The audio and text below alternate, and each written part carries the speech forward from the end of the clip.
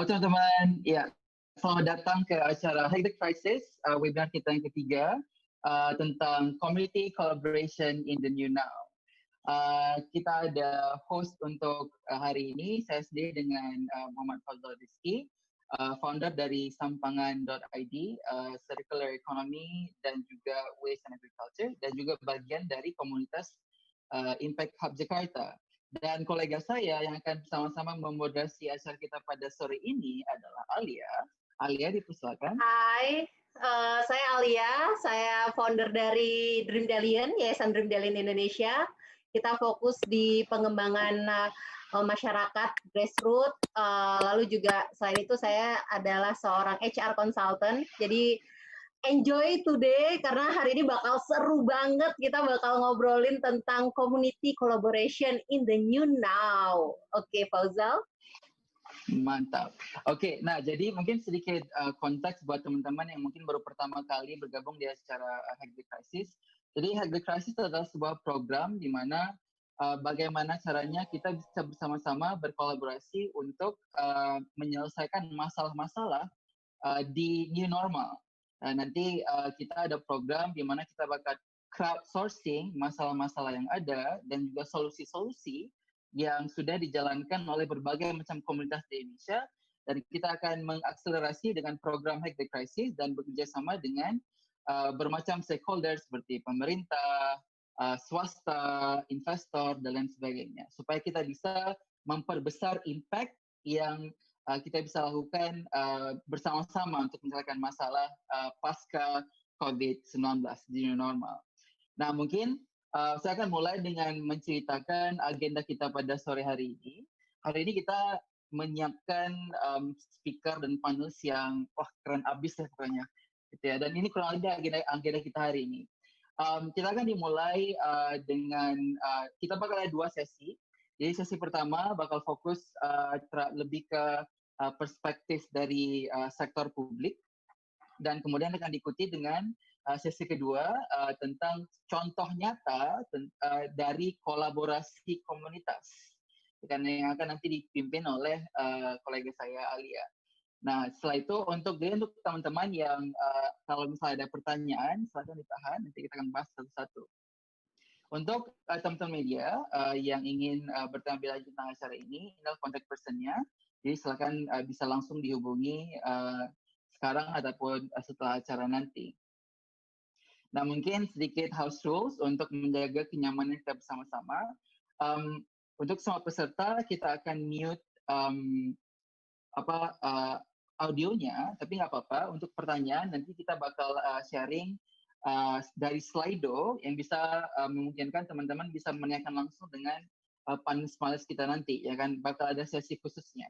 Ya, nanti kita akan bikin webinar ini seinteraktif mungkin, jadi nggak cuma kita aja yang sharing satu arah ya, tapi nanti kita akan berdiskusi tentang isu-isu yang mungkin yang teman-teman udah pengen tanyakan dari beberapa waktu yang lalu. Jadi kurang lebih seperti itu, kita make it like easy flowing aja dan kita nikmati bersama.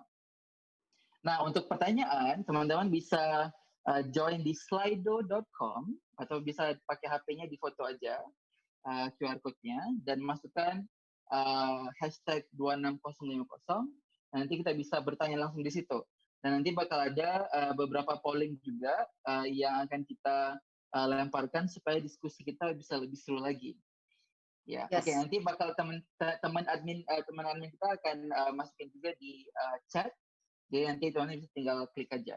Nanti bakal dibantu. Nah, mungkin kita masuk ke topik pembahasan kita sore ini, Alia. Mungkin sedikit background ya. Kenapa topik kali ini kita pilih tentang community collaboration in new now. Di previous webinar yang kita sudah lakukan lebih ke international perspective dari China, dari New Zealand, Austria. Tapi kali ini kita pengen lihat dari sudut pandang di Indonesia nih, ya, dan terutamanya di new now, new normal kan, itu udah kayak kurang lebih seminggu kita udah mulai melihat udah mulai kerja ya, udah mulai kerja gitu kan, kalau di Jakarta kerja udah keluar macet lagi nih. Nah, jadi kan lagi masih fase transisi kan, ternyata masih banyak banget permasalahan-permasalahan yang yang timbul sebenarnya di dunia baru yang kita sedang hidupi ini gitu kan. Jadi itu yang akan kita bahas hari ini, dan dari panel kita kayaknya insight dan diskusinya menurut gue bakal menarik banget sih, Al. Ya, karena tadi udah sempat ngobrol kan, Fauzal sama para panelis ini, dan keren banget sih movement yang dilakukan, gimana kolaborasinya tuh nggak cuma bersama istilahnya teman-teman deket, tapi melibatkan banyak masyarakat untuk bisa urun tangan ya. Mungkin ini juga sesuai dengan value dari Indonesia loh, Fauzal. Karena kan masyarakat di Indonesia itu kan gotong royong ya, sukanya gotong royong, saling membantu, kayak gitu sih. Jadi kita bisa melewati masa COVID ini bersama-sama dengan baik, insya Allah. Betul. Nah, jadi mungkin sebelum kita akan mulai dengan sesi pertama dari lebih ke sharing dari perspektif pemerintah. Dengan kita ada 2 orang tamu yang udah ada sekarang adalah Pak Fajrul Rahman, yaitu juru bicara dari Presiden Republik Indonesia, dan akan menceritakan dari sudut pandang pemerintah bagaimana stakeholder di berbagai pihak bisa bekerja sama untuk bisa menyelesaikan masalah-masalah yang muncul dari pasca COVID-19. Ya, mungkin dan kedua kita ada Bu Yeni Wahid, tapi Bu Yeni Wahidnya masih sedang mempersiapkan ada teknis, tapi beliau akan segera bergabung.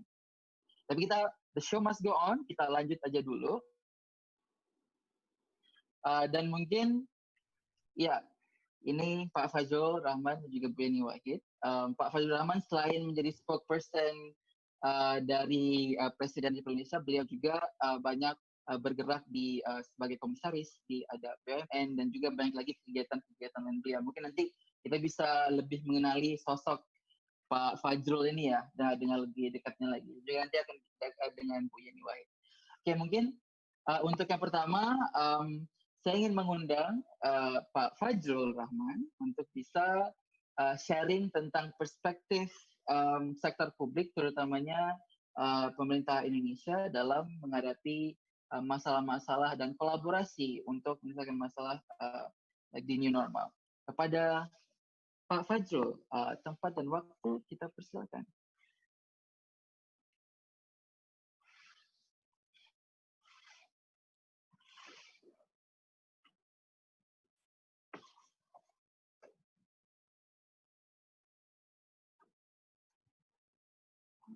Halo Pak Fajrul. Oh, halo Pak Fajrul, kayaknya ada kendala teknis. Oh, yes.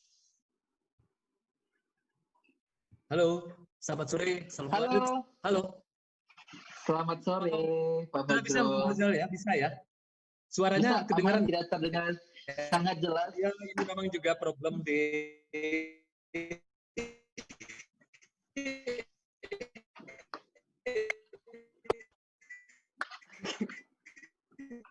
Wah, ini kayaknya Pak Fajrul internet connection-nya. Pak Fajrul, mohon maaf kita tidak bisa mendengarkan suara Bapak.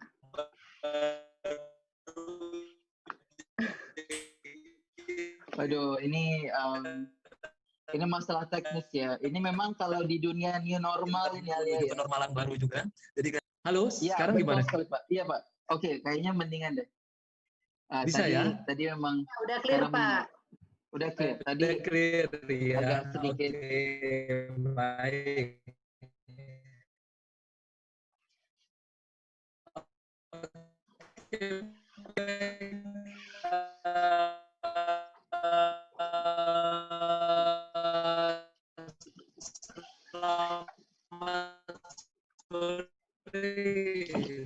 Teman-teman semua, salam sehat.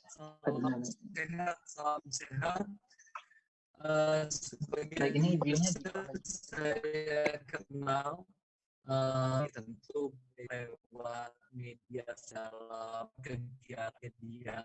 Saya lihat sehat, bantuan. Terima kasih. Halo Pak Fajrul, kita belum bisa mendengar suara Bapak dengan jelas, Pak.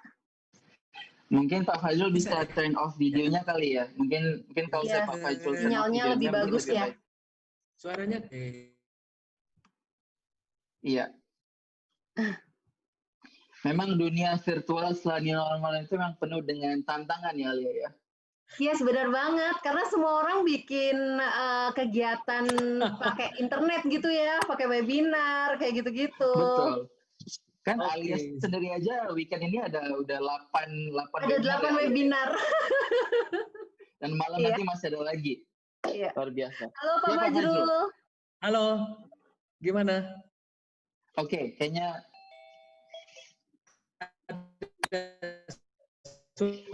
mungkin Halo? Sekarang bisa? ya kayaknya yang baru lebih bagus deh, Pak. Yang baru lebih bagus ya? Iya. Oke, baik. Bapak yang satunya boleh dimatikan ya, Sekarang Pak? saya ganti. Yang satunya dimatikan ya? Iya, Betul. karena suaranya mendengung. Oke. Ya, so mungkin Pak Fajrul, ya sekarang oke, ini clear banget. Ini clear banget ya? Clear banget, much better. Mungkin Pak Oke, Fajrul, ya mungkin bisa diceritakan mungkin dalam semua karena gangguan sedikit.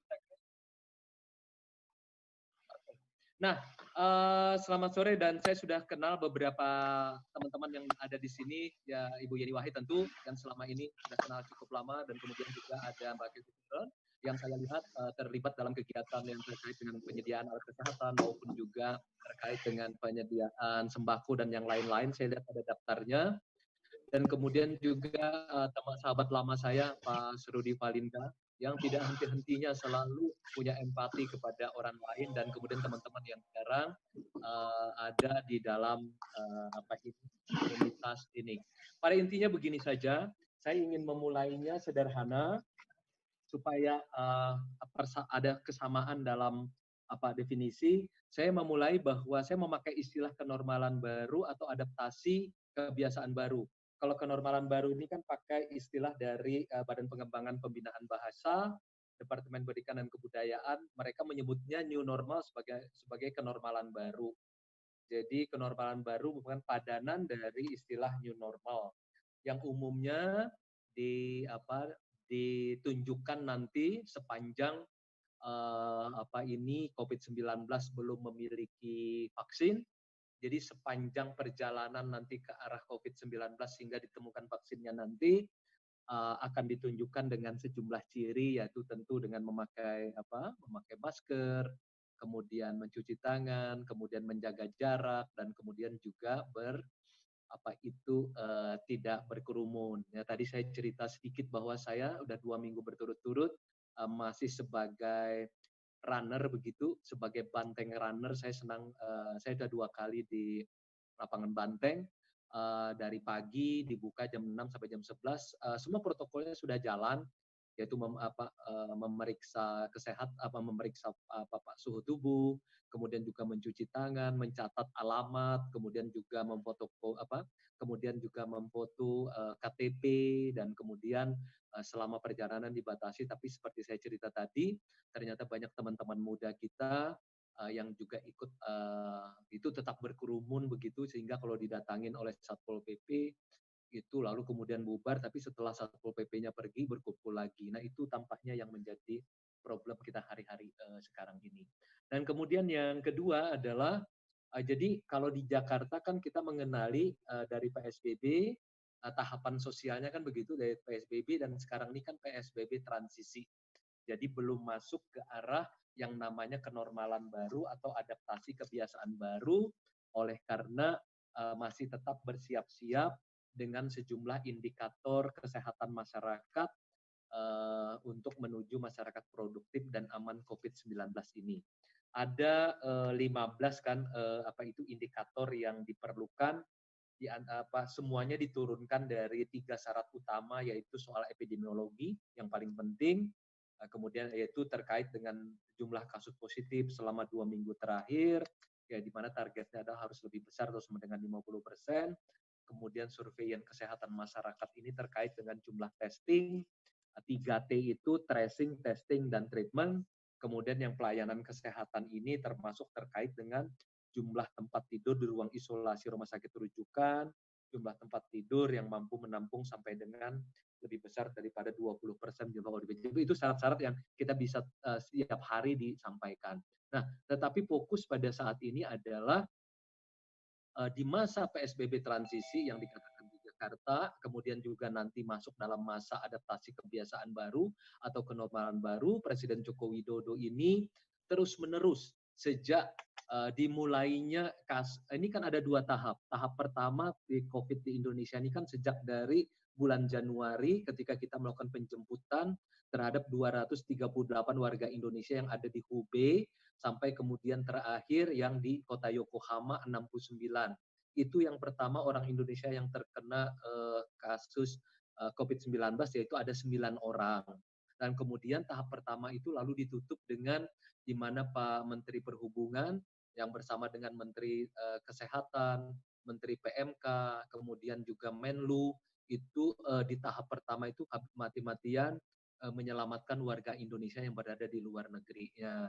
Sehingga yang terakhir yaitu Pak Budi Karya terkena COVID-19, ya kemudian alhamdulillah sudah sembuh. Tahap kedua dimulai pada tanggal 2 Maret sampai hari ini. Jadi sejak Januari sampai dengan hari ini, Presiden Joko Widodo itu terus-menerus menggalakkan apa yang kita sebut sebagai kolaborasi gotong royong kemanusiaan, di mana gotong royong kemanusiaan ini dengan memakai metode pentahelix yang ada di dalam, yang sudah dibuat dalam bentuk slide oleh teman-teman yang kemudian diterjemahkan dalam bahasa Inggris ya kelihatannya ini. Metode pentahelix ini melibatkan pemerintah, yaitu pemerintah pusat, pemerintah daerah, kemudian juga pemerintah sampai ke RT dan RW. Pemerintah sudah mengerjakan tugasnya, misalnya sejak tanggal 13 Maret itu mendirikan gugus tugas nasional 1, kemudian gugus tugas provinsi 34 buah, kemudian mendirikan juga hampir 495 gugus tugas di kabupaten kota. Sampai hari ini juga sudah ada untuk laboratorium terkait dengan COVID-19 ini, yaitu 185 lab hampir di seluruh Indonesia. Yang kedua tentu melibatkan para perguruan tinggi atau akademisi atau mahasiswa, oleh karena menghadapi COVID-19 tidak bisa menduga-duga, tidak bisa meraba-raba, apalagi kalau syaratnya adalah epidemiologi, harus melibatkan yaitu para ilmuwan paling tidak epidemiologis, dokter, dan yang lain-lain. Jadi ini betul-betul kita hadapi secara saintifik, kita hadapi secara ilmiah, semuanya terukur. Yang ketiga adalah terkait dengan dunia media, dunia usaha, yaitu para business people, para usahawan, segala jenis dari UMKM sampai dengan ke yang besar-besar kan seperti itu, karena dukungan mereka lah yang diperlukan supaya bukan saja untuk membantu masyarakat dengan dana misalnya baik dalam bentuk CSR, tetapi juga membantu di dalam kondisi menuju ke arah kenormalan baru ini. Kemudian yang ketiga, yang keempat adalah media. Media ini yang menjadi sangat penting pada hari-hari sekarang ini, karena merekalah menjadi mata, telinga, dan mulut kita, sehingga yang disampaikan kepada publik semuanya itu dapat dipercaya dan harus berimbang. Kami bekerja sama dengan Kominfo, setiap hari diberi masukan tentang informasi misalnya tentang hoax. Yang paling besar memang yang terkait kesehatan, itu hingga sepanjang masa COVID-19 ini sudah hampir 800-an lebih hoax yang dibuat di dalam media sosial yang sangat mengganggu, sehingga seringkali informasi-informasi yang sudah diberikan dengan sangat baik oleh para saintis kita, oleh para perguruan tinggi, baik juga oleh gugus tugas, itu seringkali dikacaukan oleh hoax ini. Dan ini yang kita memerlukan, diupayakan, yaitu literasi media, sehingga tidak segera men-sharing, tetapi juga harus mensaring dan mengevaluasi. Dan ini kita minta bantuan juga dari komunitas.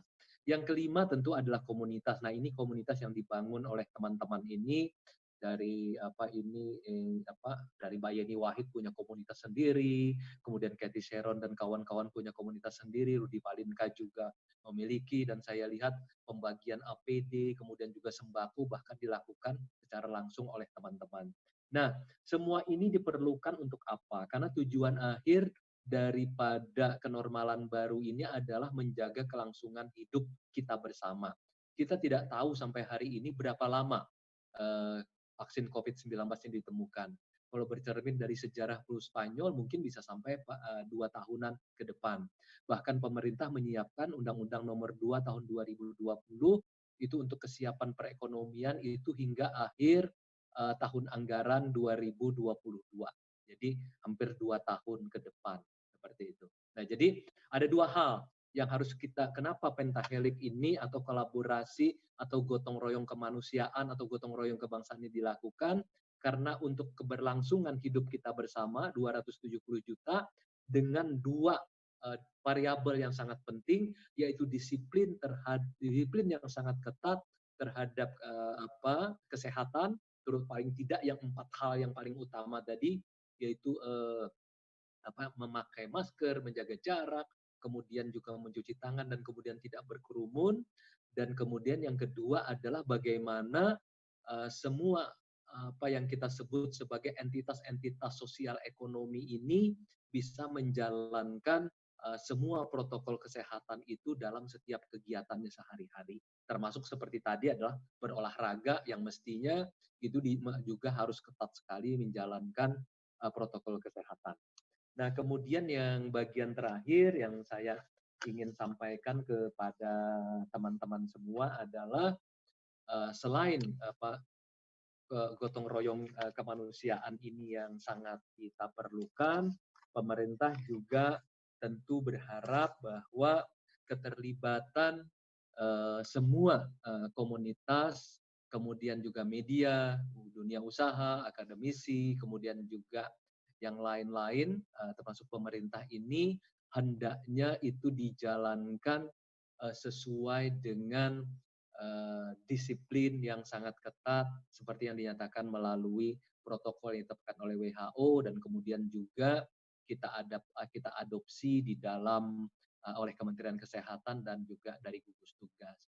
Sehingga tidak ada lain sebagai bagian terakhir, atas nama Presiden Republik Indonesia, kami mengucapkan terima kasih atas keterlibatan semua pihak di dalam gotong royong kebangsaan atau gotong royong kemanusiaan ini, sehingga kita bisa tetap produktif, tetap bisa berkarya, walaupun di sekitar kita masih tetap ada COVID-19, dan insya Allah keterlibatan semua pihak ini bisa mempertahankan keberlanjutan hidup kita bersama. Sayangi diri kita, sayangi 270 juta rakyat Indonesia, dan juga sayangi 7,7 miliar manusia di dunia. Sekali kita abai, tidak disiplin, maka itu bisa terkena kepada keluarga kita, lingkungan kita, 270 juta rakyat Indonesia, dan juga menyumbang kepada bahaya buat 7,7 miliar manusia di dunia. Oke, sayangi diri Anda dan sayangi dunia. Terima kasih. Terima kasih Pak Fajrul. Memang untuk kita bisa melalui pandemi ini memang harus sama-sama bergotong royong, Pak ya. Nggak bisa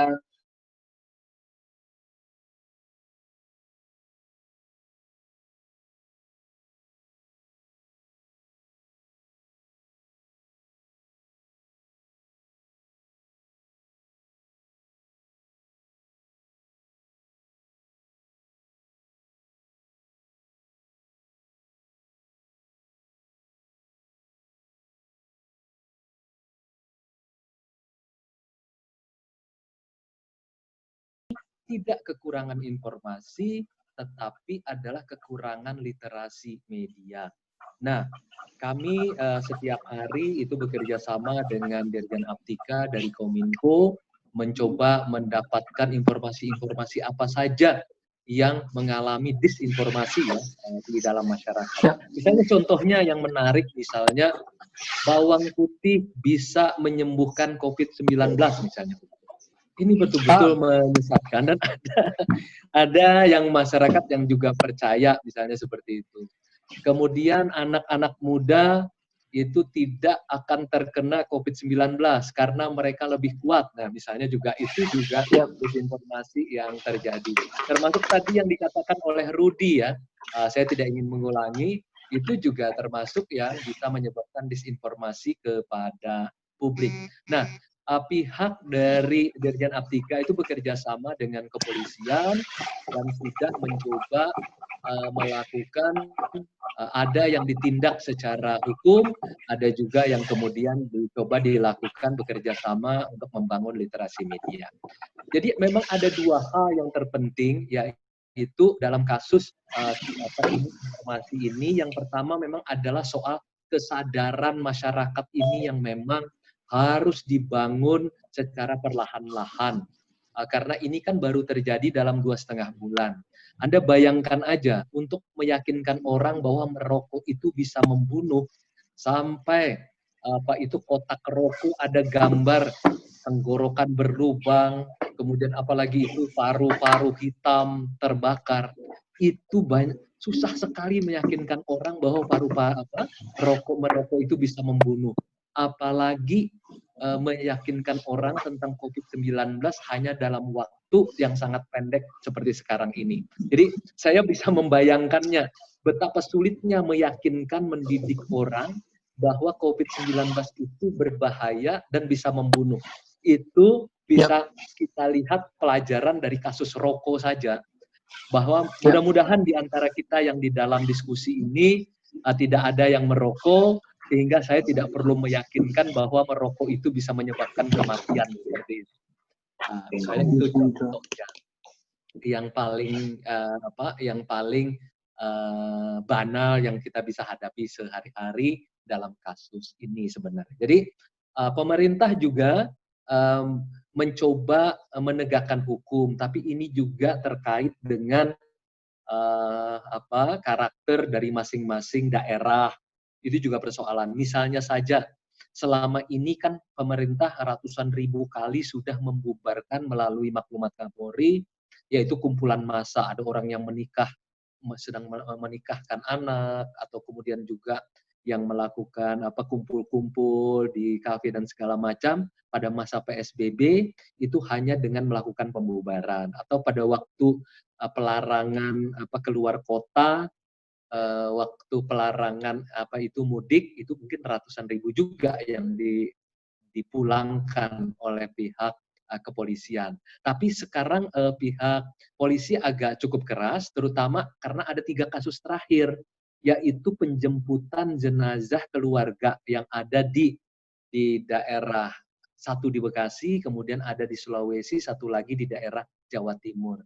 Nah, itu sudah ditangkap mereka, lalu kemudian akan dikenakan pidana sesuai dengan Undang-Undang nomor 6 2018 tentang kedaruratan kesehatan, yaitu hukuman pidana 1 tahun maksimum atau denda 100 juta. Nah, ini baru yang cukup keras ini dikerjakan karena memang sudah sangat berbahaya, karena sejumlah keluarga di 3 tempat itu menjemput jenazah keluarganya yang terkena COVID-19 seperti itu. Nah, jadi pemerintah tetap berupaya pendekatannya humanis, dialogis seperti itu, sehingga walaupun misalnya di 4 provinsi, 25 kabupaten kota, 1.800 titik-titik kumpul massa, menurunkan 340.000 TNI dan Polri, tetap pendekatannya humanis, dialogis, dan juga persuasif seperti itu. Baik, jadi memang ini masalah disinformasi itu memang sesuatu yang masalah yang sangat serius ya. Mungkin bukan cuma ketika masalah pandemi aja, cuma tentang banyak isu lagi, banyak isu-isu yang lain gitu Pak ya. Dan mungkin ini menurut saya ini mungkin sebuah peluang di mana teman-teman dari komunitas bisa sama-sama bergandengan tangan dengan sektor publik, dengan kepolisian, media, untuk sama-sama bisa mungkin kalau solusinya meningkatkan literasi informasi dari masyarakat ya. So Betul. itu mungkin salah satu peluang. Jadi mungkin saya pengen mengajak teman-teman yang bergabung hari ini untuk mungkin kita sama-sama memikirkan gimana caranya kita bisa meningkatkan literasi informasi dan juga critical thinking supaya masyarakat kita lebih bijak dalam menyikapi informasi dan berita yang beredar di sosial media tentunya Pak Fajrul ya. Betul. Ya. Nah, baik. Jadi memang bersikap kritis melawan hoax ini memang menjadi penting ya. Misalnya saya berdiskusi dengan teman-teman yang punya komunitas juga. Mereka komunitasnya ini melawan hoax juga, terutama yang terkait akhir-akhir ini terhadap COVID-19. Misalnya kalau kita bersifat kritis terhadap hoax itu, ini misalnya ada 10 kompetensi literasi digital. Yaitu pertama terkait kita harus mengakses, menyeleksi, memahami, menganalisis, memverifikasi, mengevaluasi, mendistribusi, memproduksi, berpartisipasi, dan tetap berkolaborasi juga. Nah, kalau kita pendekkan saja bersikap kritis itu berarti melakukan analisis, verifikasi, evaluasi terhadap informasi-informasi yang ada. Nah, memang sudah ada komunitasnya, nama komunitasnya adalah Japelidi, yaitu jaringan untuk literasi di digital. Nah, mereka juga nah ini mungkin teman-teman ini bisa juga dengan antar komunitas nanti kemudian melakukan hubungan-hubungan sehingga bisa saling membantu terutama terkait dengan informasi ataupun literasi media. Nah, ini yang bisa menyesatkan juga sebenarnya yang terjadi di publik. Tapi memang inilah sebenarnya adalah ciri daripada krisis kan. Jadi krisis itu kan dia pengetahuan kita terhadap krisis itu tidak cukup banyak. Misalnya dalam kasus WHO saja. Sebenarnya kan kasus COVID-19 itu terjadi pada tanggal 20 Desember 2019. Kemudian WHO itu menetapkan sebagai darurat kesehatan global atau Public Health Emergency of International Concern itu baru dilakukan pada tanggal 31 Januari. Berarti cukup lama kan? Lebih dari 1 bulan, 10 hari. Bulan. Baru WHO mengeluarkan yang namanya darurat kesehatan global itu. Nah, keputusan untuk menjadikan pandemi itu pun baru dilakukan pada tanggal 10 Maret. 31 Januari ditetapkan sebagai darurat kesehatan global, pada tanggal 10 Maret baru ditetapkan sebagai pandemi. Organisasi Kesehatan Dunia saja kan mereka juga berhadapan dengan situasi yang sangat baru. Nah, makanya saya bisa dapat membayangkan masyarakat pun berada dalam situasi yang sangat tidak pasti seperti itu. Bahkan WHO saja itu menetapkannya situasinya pun sangat tidak pasti karena mereka belum mengenali tentang COVID-19 ini, terus kemudian bagaimana penyebarannya, vaksinnya belum ada. Nah, itu yang terjadi sebenarnya. Saya bisa memahami sebenarnya situasinya. Ya, sehingga pentingnya untuk kita bisa bersama-sama melakukan edukasi ke masyarakat ya, bukan cuma hanya satu pihak. Dan mungkin saya ingin mengambil kesempatan ini untuk welcome Bu Yeni Wahid yang baru saya bergabung dengan kita. Bu Yeni, apa kabarnya? Terima kasih sudah bergabung. Terima kasih Rizky. Halo Yeni, apa kabar? Halo Mas Fajrul, apa kabar semuanya? Baik sekali Mas Fajrul. Halo, ya, kita udah mulai diskusi seru nih. Kayaknya nanti dengan ada Bu Yeni mungkin bakal lebih seru lagi. Nah, mungkin untuk teman-teman yang baru yang mengenal dengan Bu Yeni adalah Executive Director dari Wahid Institute.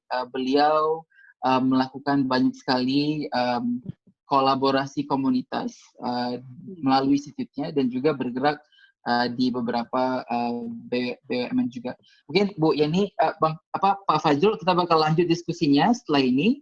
Dan mungkin sekarang Bu Yeni bisa cerita tentang kegiatan-kegiatan Bu Yeni nih selama beberapa bulan ini kita sama-sama melawan pandemi COVID-19 dan mempersiapkan di new normal yang sekarang ini. Mungkin Bu Eni Baik. dipersilakan. Terima kasih. Tapi sebelumnya mungkin saya mau menyapa teman-teman yang hadir di sini dulu ya, para pembicara yang lain ya, selain Mas Fajrul dan Mbak Kathy yang menghubungi saya. Terima kasih sudah mengundang. Lalu ada Mbak Wanda Ponika dan Mas Rudi, juga Marcelo Dekaran. Juga teman-teman yang sudah bergabung, para partisipan, terima kasih atas kehormatan yang diberikan, sudah bisa berkolaborasi lewat online untuk berbincang-bincang ya mengenai apa sih yang bisa kita lakukan ya collaboratively untuk mencoba mengatasi salah satu dampak dari krisis COVID-19 ini. Nah, saya sendiri percaya bahwa krisis itu adalah momen di mana momen itu bisa punya dua outcome. Momen itu bisa menghancurkan kita atau justru menguatkan kita. Kan ada gium kalau di di dunia barat yang mengatakan ya, what doesn't hurt you will make you stronger. Apa yang tidak akan membuat kita yang tidak akan melenyapkan kita kira-kira gitu ya, akan membuat kita lebih kuat. Nah, tentunya krisis ini juga adalah krisis walaupun secara global krisisnya yang terjadi, tetapi dampaknya kita rasakan secara personal semua. Semua orang secara emosional juga ikut terdampak. Nah, namun kita sendiri punya pilihan untuk bisa mengatasi ini, ya, untuk bisa menyikapi krisis ini dengan perspektif yang tadi saya katakan.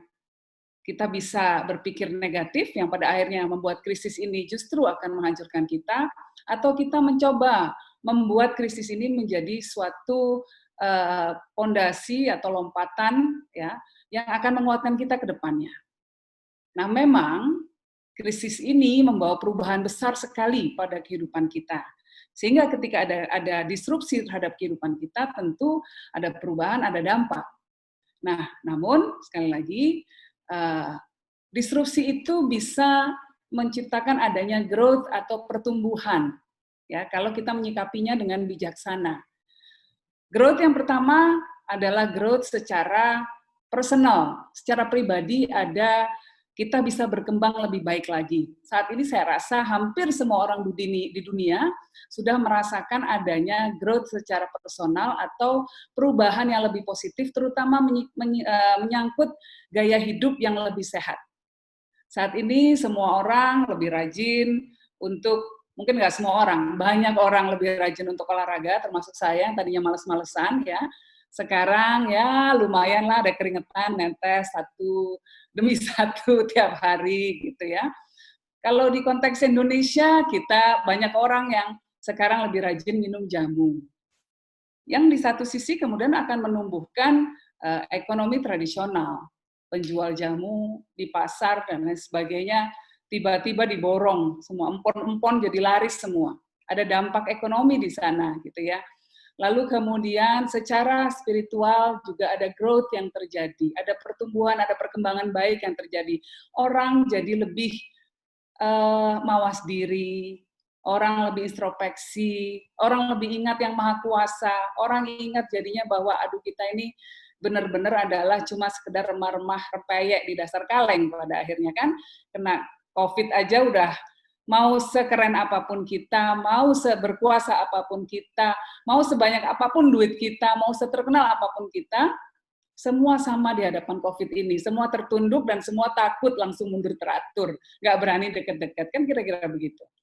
Nah, jadi ada banyak hal yang secara pribadi bisa kita rasakan dan bisa kita lakukan untuk menguatkan kita semua menghadapi krisis ini.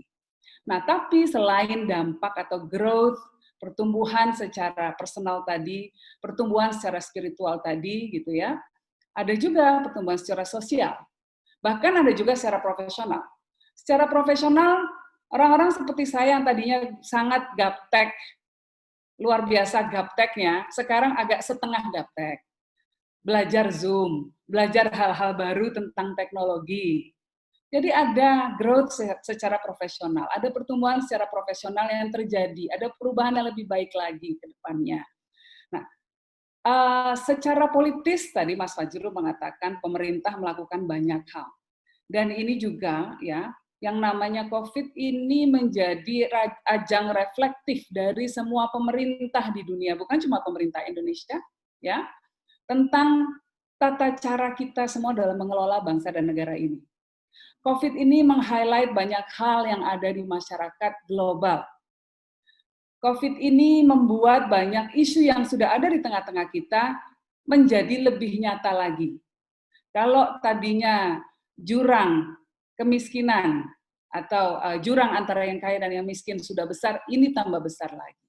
Kalau tadinya angka kemiskinan sudah tinggi, ini menjadi lebih tinggi lagi. Kalau tadinya health policy kita, ya public health kita, kebijakan kita mengenai kesehatan masyarakat belum sempurna, ini semua langsung terlihat. Ya. Jadi COVID ini juga menjadi momen bagi kita semua, termasuk bagi pemerintah, semua institusi-institusi negara untuk membenahi dirinya. Dan COVID ini membuat gagap semua pemerintahan di dunia, bukan cuma satu pemerintah saja. Mungkin karena kita orang Indonesia nyorotnya cuma pemerintah dan Presiden Jokowi aja yang disorot. Hampir semuanya gagap. Dan kalau kita lihat misalnya bahkan di negara yang jauh lebih maju seperti Amerika saja, kita jauh lebih bagus, angka kita jauh lebih bagus. Ya, bukan mengecilkan angka yang ada, tetapi di Amerika yang kena bisa sampai jutaan orang. Kalau kita belum sampai sebegitu, masih jauh sekali, 1/10-nya belum ada. Nah, artinya ada satu hal yang sudah benar nih di Indonesia nih. Nah, apa itu? Itu yang harus kita gali dan lebih kita tingkatkan lagi. Salah satu yang sudah benarnya dari orang Indonesia itu adalah sebetulnya orang Indonesia itu termasuk taat kepada pemerintah. Kalau pemerintahnya bilang begini, kecenderungannya lebih mengikuti daripada yang tidak taat. Walaupun Mas Fajrul mengeluh tadi ya, tapi coba bandingin sama di Amerika yang seperti itu modelnya ya, pemerintahnya bilang apa, orangnya ngomong apa. Bahkan yang lebih parah lagi, pemerintahnya justru pada saat ini mempunyai kebijakan protokol kesehatan yang agak-agak kontroversial dibandingkan dengan standar kesehatan yang diadopsi oleh pemerintah seluruh dunia, termasuk di Indonesia. Jadi kalau kita bandingkan antara kondisi negara kita dengan negara lain, kita itu lumayan kok. Jadi jangan terlalu ngeluh, jangan terlalu pesimis, ya. Ayo kita bersama-sama melakukan banyak hal, apa yang bisa mampu kita lakukan untuk mengubah kondisi, untuk menguatkan dan membenahi kekurangan yang masih ada. Nah, secara sosial, growth yang terjadi di Indonesia juga banyak. Apa? Kita melihat solidaritas sosial di antara masyarakat luar biasa tumbuhnya. Memang dasarnya orang Indonesia suka gotong royong. Memang dasarnya orang Indonesia itu punya solidaritas yang tinggi. Sekarang dengan adanya COVID, semua tergerak. Banyak sekali inisiatif-inisiatif yang terjadi.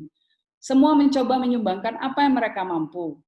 Kalau kami dari White Foundation mencoba dengan jaringan yang kami miliki untuk mencoba membantu mereka yang kurang mampu di bawah dengan program kita, salah satunya adalah Adopt a Family. Adopt a Family itu adalah memastikan bahwa keluarga-keluarga yang terdampak, yang tidak bisa bekerja lagi, ya, dan kita minta untuk stay di rumah, memang bisa stay di rumah, karena makanannya kita cukupi. Itu contohnya. Kita sudah menyumbang ya lumayan beberapa ribu paket ke banyak keluarga gitu ya. Lalu lewat koperasi kita juga terus mencoba untuk membantu anggota-anggota kita yang memang juga langsung terdampak.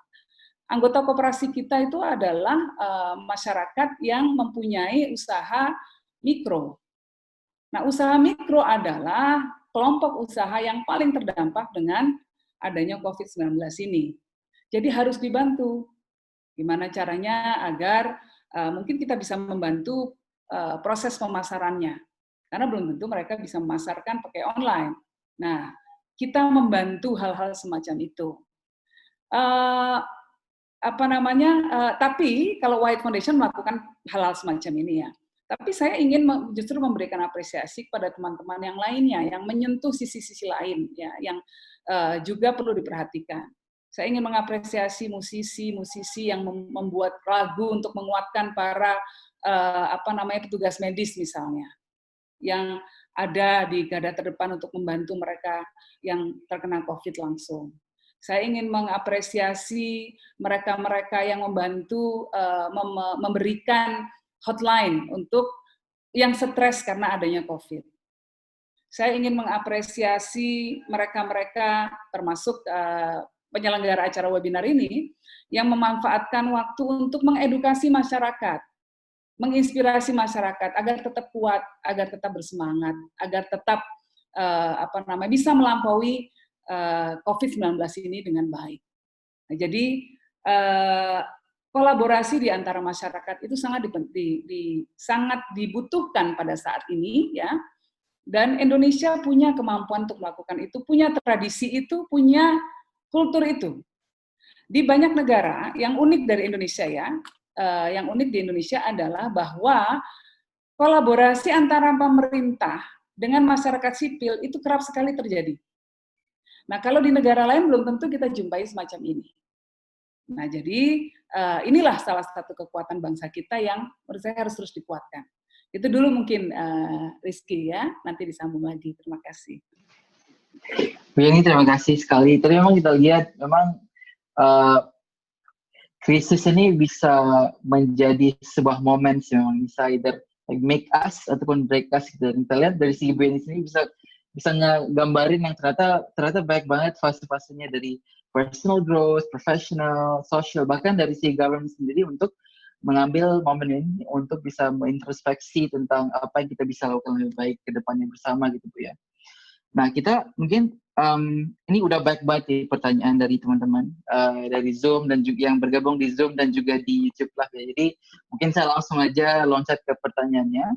Jadi ada satu pertanyaan ke Bu Yani yang ditujukan ke Bu Yani tentang digital gap untuk edukasi terutamanya. Dan saat ini kan orang tua masih pada takut untuk sekolahin anaknya karena takut terinfeksi dengan COVID-19 ya.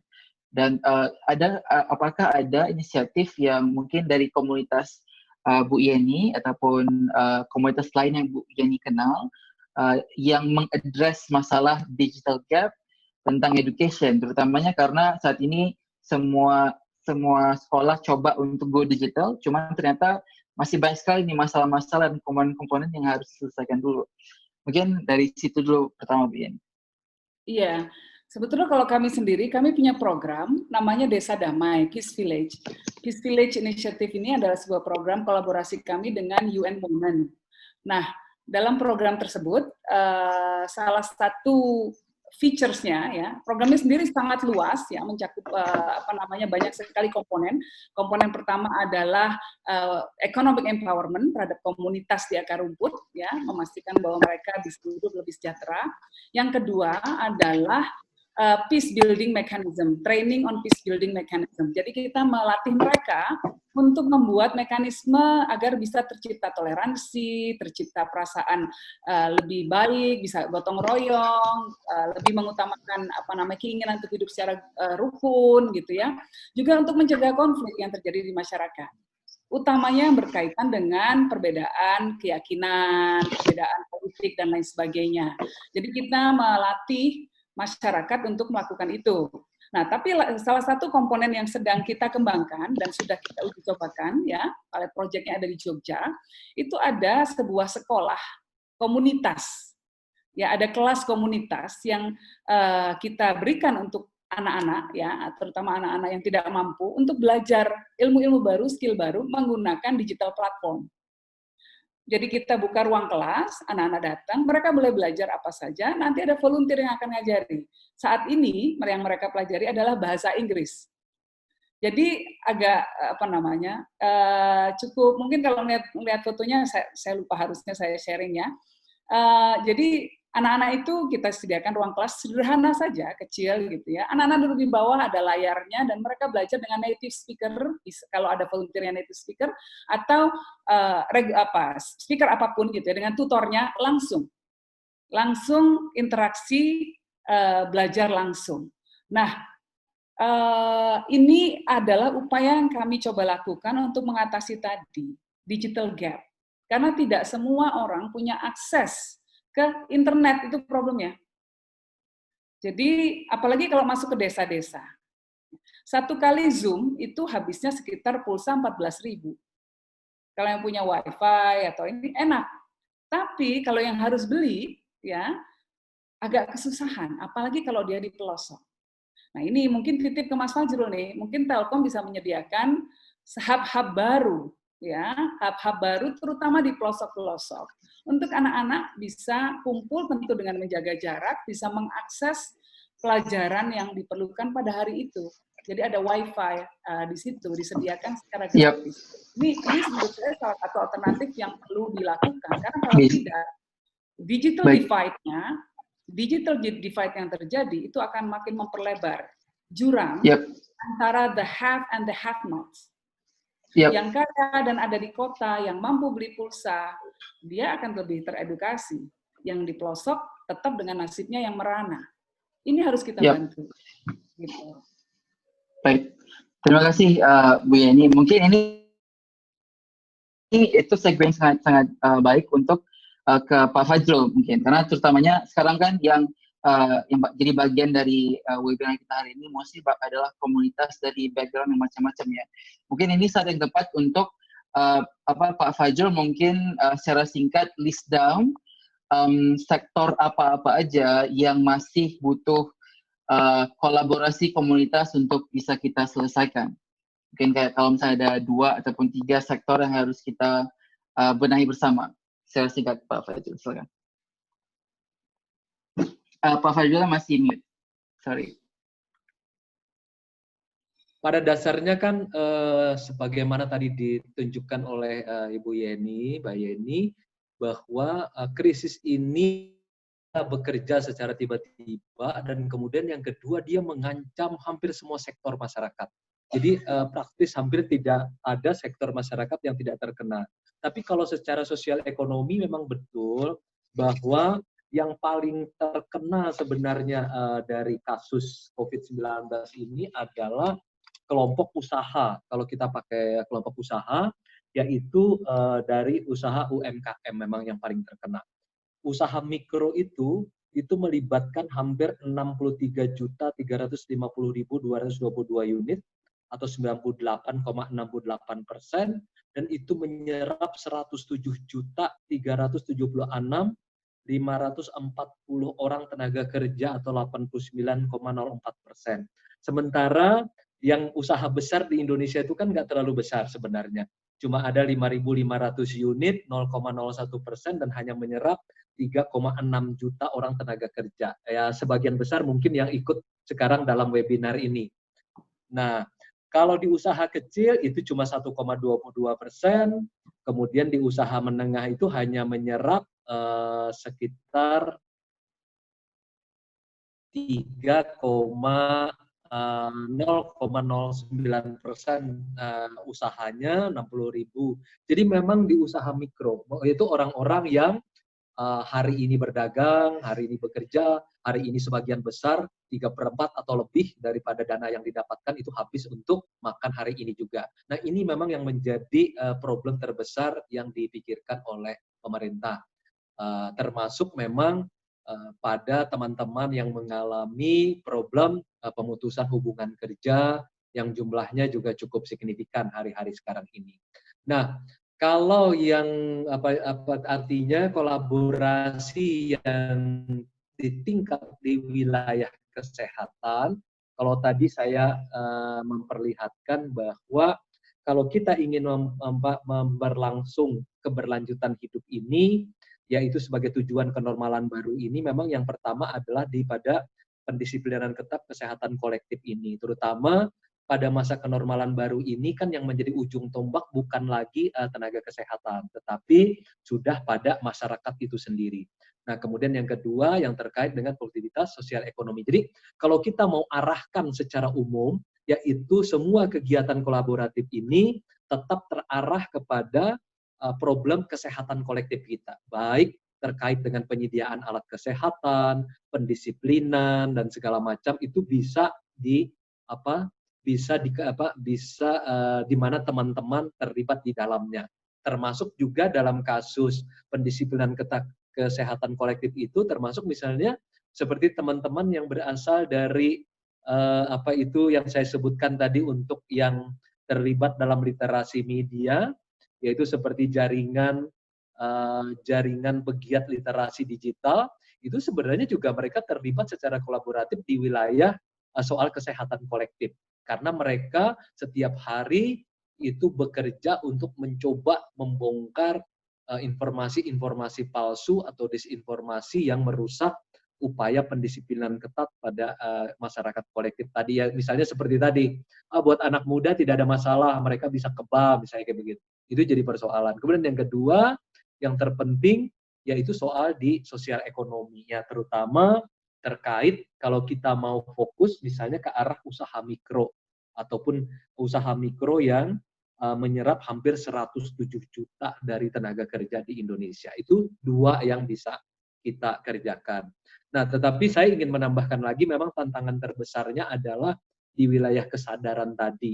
Artinya pemahaman ini kan pengetahuan kritis, dan kemudian literasi media ini juga mesti dikerjakan oleh beragam komunitas-komunitas, termasuk juga mungkin di daerah-daerah, karena kan karakter masyarakat Indonesia ini terutama karena kemajemukan etnis agama, etnis sosial, bahkan kadang-kadang seperti saya sudah diskusi dengan teman-teman di pemerintahan Aceh, kalau tidak melibatkan ulama, misalnya ulama di Aceh, apapun yang Anda nyatakan tentang COVID-19 itu pasti tidak akan mudah diterima oleh masyarakat. Mungkin kalau di Jakarta orang lebih banyak mendengarkan para profesor doktor ya, apalagi kalau dari UI misalnya seperti itu. Tetapi kalau di daerah akan lebih banyak melibatkan pihak-pihak. Nah, kalau dari Aceh mereka Ibu Wakil Gubernur mengatakan itu harus melibatkan betul-betul para tokoh-tokoh agama Islam terutama di sana. Belum lagi di tempat-tempat yang lain. Nah, yang tantangan yang berikutnya kan seperti tadi penegakan hukum ya, yang saya nyatakan. Saya terus terang tidak terlalu nyaman memang menyatakannya, misalnya sampai tanggal 13 Juni kemarin itu masa yang dibubarkan oleh polisi itu jumlahnya 3.455.961 kegiatan. Jadi memang besar sekali. Untung polisinya tidak seperti polisi di India ya, yang memakai rotan memukul pantat itu ya. Jadi masih humanis pendekatannya ya. Jadi masih bersedia bersedia mengingatkan, berkomunikasi dengan baik lah ya. Betul. Dan yang lain itu misalnya kegiatan edukasi juga cukup besar dilakukan. Dari Kapolri aja saya mendapatkan data polisi yang sudah diturunkan, termasuk juga tentara. Kalau polisi yang diturunkan, mereka memberikan edukasi tentang COVID-19 ini sudah 15 juta lebih kegiatan. Memang cukup banyak sebenarnya juga yang sudah. Tapi contoh-contoh kecil saja, yang mengenai misalnya ada 3 daerah yang menjemput jenazah, itu ada contoh-contoh kecil yang masih melakukan perlawanan seperti itu. Dan saya tidak happy kalau misalnya memang akhirnya mereka harus ditahan dan kemudian menghadapi pidana sampai 1 tahun seperti itu. Ya, itu masih tidak happy buat saya. Ya. Baik. Oke, terima kasih Pak Fajrul. Jadi tadi sektor yang peluang bekerjasama dengan komunitas dari tentang kesehatan kolektif, tentang sosial ekonomi, terutamanya usaha mikro, tentang kesadaran dan kritis dalam mengolah informasi, dan terakhir mungkin lebih ke kesadaran sendiri untuk bisa sama-sama menjaga komunitasnya dengan bekerjasama terutama dengan tokoh-tokoh masyarakat yang di grassroots ya. So mungkin itu suatu potensi yang teman-teman dari komunitas bisa sama-sama bergerak di sana untuk membantu menyelesaikan masalah-masalah post-COVID. Nah, mungkin ini a segue for a very good one last question sebelum kita bakal wrap up, dan ini mungkin ke Bu Yeni. Baik lagi ke tentang krisis dan momen, apakah ini satu saat yang bakal merubah, terutamanya ini ada banyak teman-teman yang bertanya tentang woman empowerment dan juga pengaruhnya dalam mengatasi tantangan terutamanya di industri tourism saat ini ya, karena mungkin Bu Yeni sendiri sebagai salah satu komisaris di Garuda mengerti ya, pariwisata itu salah satu masalah yang paling terdampak akibat COVID ya, dan mungkin ada titik balik yang akan terjadi terutama di bagian women empowerment dalam momen krisis ini. Bu Yeni. Ya, betul. Memang pariwisata, industri pariwisata, perhotelan, F&B, ya, termasuk airlines itu salah satu industri yang paling terdampak pada saat ini. Airlines contohnya Garuda saja yang saya tahu ya, itu revenue sampai turun bisa sekitar 90%. Padahal cost-nya masih sama. Nah, ini kira-kira ya. Jadi tentu tanpa ada kolaborasi dari semua pihak, ya, maka industri-industri ini tidak akan bisa bertahan lama. Lalu apa yang bisa kita lakukan? Banyak, ya. Contoh saya mindful karena waktunya kayaknya nggak terlalu lama ya. Saya jawab singkat aja ya. Contoh kolaborasi yang sekarang sedang kita lihat akan mulai berjalan adalah bagaimana adalah forward buying. Forward buying itu artinya apa? Artinya kita ini kan sekarang udah nggak tak sabar nih mau liburan. Kita mau pergi-pergi lagi. Nah, gimana caranya agar kita bisa spend sekarang walaupun perginya nanti? Ya, jadi sekarang akan ada new campaign di mana airlines akan memberikan diskon untuk semua beli tiket pada saat ini. Lalu perhotelan juga sama, bisa beli voucher untuk dipakai setelah pandemi selesai. Nah, ini semua akan ensuring bahwa ada cash flow yang masuk dan akan bisa membuat industri-industri yang terdampak tadi langsung bisa bertahan. Ini industri besar. Bagaimana dengan industri-industri kecil, pariwisata dan lain sebagainya yang langsung terdampak? Nah, kalau bisa kita juga membantu mereka atau membantu meretrain mereka agar keahliannya bisa dipergunakan untuk hal-hal lainnya. Ya kan? Guide yang bahasa Inggris misalnya bisa difasilitasi untuk earn money. Ada banyak platform ya yang bisa membantu mereka untuk earn money mengajarkan bahasa Inggris seperti contoh yang kami lakukan itu ya. Kalau kami dengan gratis, tetapi tentu mereka-mereka ini bisa memberikan pelatihan yang berbayar. Ini contoh-contohnya. Nah, masyarakat bisa membantu dengan cara spending pada saat ini. Jangan takut to spend. Ekonomi tidak akan bergerak kalau no one is spending. Dan begitu ekonomi nggak bergerak, resesi. Begitu resesi, semua kena. Begitu ekonomi nggak jalan, pemerintah nggak bisa narik pajak, begitu perusahaan tutup, ya itu tadi, pendapatan pemerintah menurun, pemerintah juga susah bayar gaji ke depannya nanti, pegawai negeri dan lain sebagainya, itu turunannya besar jadinya ya. Jadi, let us spend sekarang ini, ya, terutama untuk membantu mereka yang kurang mampu. Jangan takut to spend, ya, dan dipakai nanti, mau pergi ke Jepang, mau pergi kemana, belinya sekarang, ya, tapi dipakainya nanti setelah COVID. Ya, nah kemudian juga mau liburan di Bali, di Jogja, buy the tickets now, buy the voucher now, tapi actual usage-nya nanti, kira-kira begitu. Itu yang bisa dilakukan salah satu contohnya. Woman, saya rasa sama aja deh. Antara laki-laki dan perempuan, kolaborasinya tetap diperlukan. Saat ini sudah tidak ada batasan gender, apalagi dengan teknologi. Semua bisa berperan, semua bisa memainkan peran positif di tengah masyarakat. Itu ya. Baik, terima kasih Bu Yeni. Jadi intinya just spend aja dulu sekarang untuk bisa menggerakkan roda ekonomi agar kita sama-sama bisa lebih cepat back to our feet ya. Jadi so maybe kita harus mempersiapkan untuk sesi kedua dan mungkin bisa saya minta final remark 1 menit tentang untuk komunitas-komunitas yang lagi ngedengerin sekarang apa yang Bu Yeni dan Pak Fajrul mau katakan ke teman-teman di sini. Mungkin ke Pak Fajrul dulu. Silakan Pak Fajrul.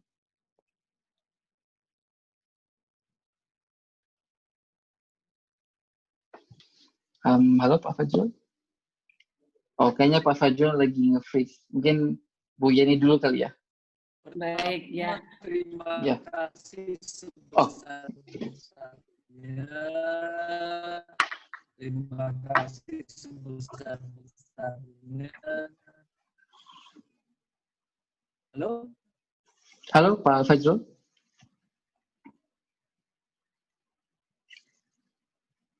Halo. Halo. Pak Fajrul. Ya, halo Pak Fajrul. Ya, tadi sempat lag sebentar.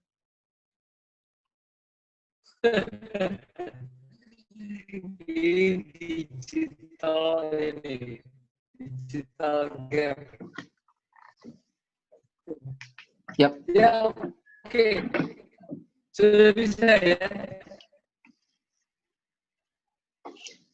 Ya, Pak Fajrul, silakan. Bisa kedengaran? Ya, Ya, ini halo. udah agak belum. Ya, oke, sekarang udah bisa lagi. Ya. Ya. Ya, silakan Pak. Final remark 1 Pertama, menit buat teman-teman komunitas. terima kasih. Kedengaran? Iya, Pak, kedengaran. Tidak. Yap. Ibu Ye. Oh, Pak Fajrulnya is disconnected. Oh Oke. no. Oke, Bu Yani. Baik. Silakan Bu Yani. Ya, baik. Saya ingin mengutip ya salah satu quote yang menurut saya sangat powerful dan saya sangat terkesan sekali dari Mahatma Gandhi. Beliau mengatakan, the world has enough for everyone's needs, but not enough for everyone's greed. Itu katanya. Jadi dunia ini cukup untuk kebutuhan setiap orang, cukup. Ada semua di dunia ini untuk kebutuhan setiap orang. Tetapi dunia ini tidak cukup bisa menyediakan apa yang menjadi keserakahan setiap orang. Jadi kalau semua orang serakah, apapun yang ada di dunia ini, seberapapun resources yang ada di dunia ini tidak akan cukup. Tapi kalau hanya untuk mencukupi kebutuhan, pasti cukup. Tapi kalau untuk memenuhi keserakahan, tidak akan cukup. Nah, krisis ini kan meng-highlight the fact bahwa kita selama ini telah hidup based on greed. Kita selama ini hidup dalam keserakahan. Kita selama ini hidup dengan, mohon maaf ya, dengan memperkosa lingkungan kita. Kita selama ini hidup dengan mementingkan kepentingan kita sendiri di atas kepentingan orang lain. This is the moment where we come back to that adagium bahwa the world is enough for everyone's needs. Jadi saya ingin berterima kasih ya kepada semua orang baik yang menggunakan momen COVID ini yang dalam masa pandemi ini telah menyumbang bagi orang lain. Saya ingin berterima kasih kepada semua orang baik yang pada saat krisis ini telah membantu orang lain dengan semua apa yang dia miliki, dengan semua karyanya, tenaga, pikirannya, bahkan doanya. Ya. Saya ingin berterima kasih kepada mereka yang kemarin tidak beli baju lebaran dan malah menggunakan uangnya untuk beli sembako buat tetangganya yang kesusahan. Ini contohnya. Yep. So, I want to thank anyone who's done their part to help make our community and our nation stronger and better. Gitu. Baik, terima kasih. Terima kasih Bu Yani. Ya, baik. Mungkin sebelum kita selesai, kita boleh ambil group picture sebentar. Mungkin akan dibantu dengan teman kita. Bisa keluar ya saya ya? Masuk lagi ya? Ya, ya, udah masuk. Tadi sempat keluar Pak. Ya. Nyengir dulu Mas Fajrul, nyengir dulu yang ini. Tadi ganti alat lagi nih, ganti alat lagi. Oh, it's okay. Baik, udah 3 kali ganti alat. Oke, kita foto bareng dulu sebelum kita selesai. Oke. Kasih aba-aba dong. 1, 2, 3. Oke. Bu Yani, Pak Fajrul kita, kami berterima kasih sekali atas waktunya, atas nasihat-nasihatnya, atas semua yang udah di-sharing ke teman-teman pada hari ini. Semoga kita bersama-sama bisa berkolaborasi dan menyelesaikan masalah untuk semua lapisan masyarakat. Ya, sekali lagi terima kasih atas waktunya. Ya, terima kasih.